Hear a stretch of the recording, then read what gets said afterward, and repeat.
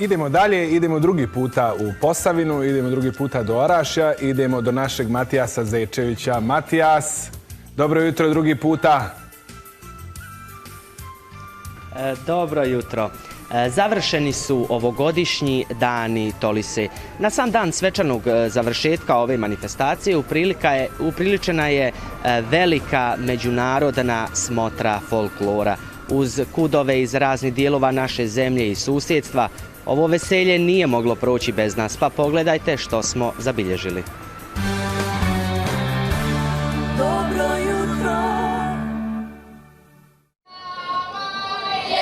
Gotovo 3 sata trajala je svečana završnica Dana Tolise, na kojoj su članovi mnogobrojnih kudova iz raznih dijelova naše zemlje, Hrvatske i Srbije, prikazali svoje igre i običaje. Za Tolišane ova manifestacija puno znači, a ubraja se u jedno od 4 najveće manifestacije u Županiji Posavskoj. Imamo 14 kulturno-umjetničkih društava, svi su stigli, hvala Bogu, i svi su veseli i vidimo da će biti dobra zabava.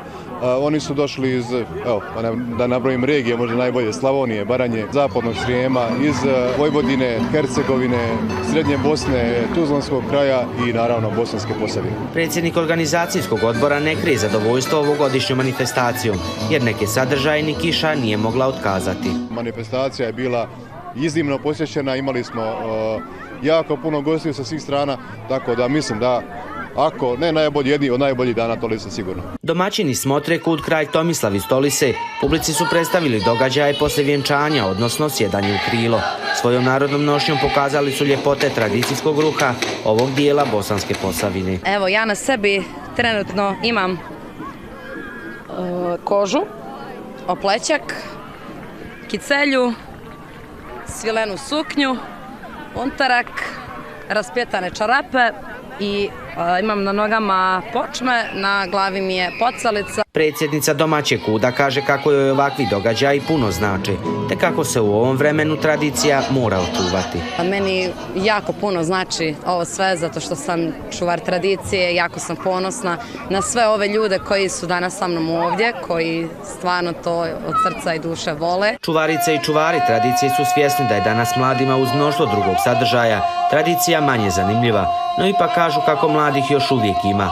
Članovima kuda iz Knežpolja kod Širokog Brijega nije teško palo ni putovanje od 7 sati, jer su ga, kažu, skratili pjesmom.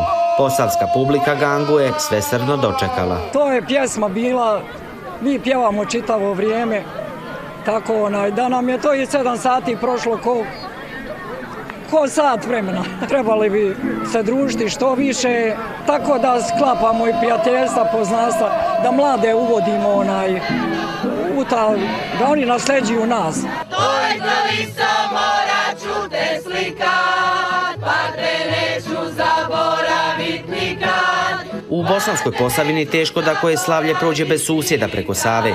Uz mnogobrojne kudove iz Slavonije po prvi put u Tolisi je bio i kud iz Bogdanovaca, iz Vukovarsko-srijemske županije. Jako nam je lijepo, narod je gostoljubiv isto kao i kod nas u Slavoniji i Srijemu. Treba težiti tome da očuvamo svoju tradiciju, što je u današnje vrijeme jako teško, unatoč svim silnim problemima, iseljavanja i svega toga što je zadesilo sve naše narode. Članovi Hrvatskog kulturnog umjetničkog društva Napredak iz Bugojna također su ponosno u Tolisi pokazali tradiciju Hrvata Središnje Bosne.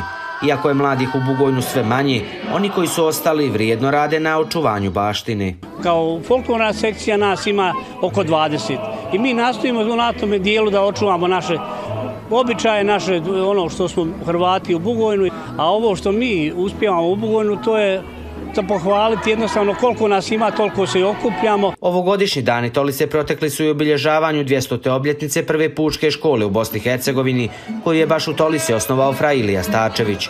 Uz dodjelu književne nagrade, natjecanje u upravljanju karakterističnih jela za ovaj kraj, te mnoštvo sportskog sadržaja, međunarodna smotra folklora bila je svečanost koja se s razlogom čuvala za sam kraj ove velike manifestacije.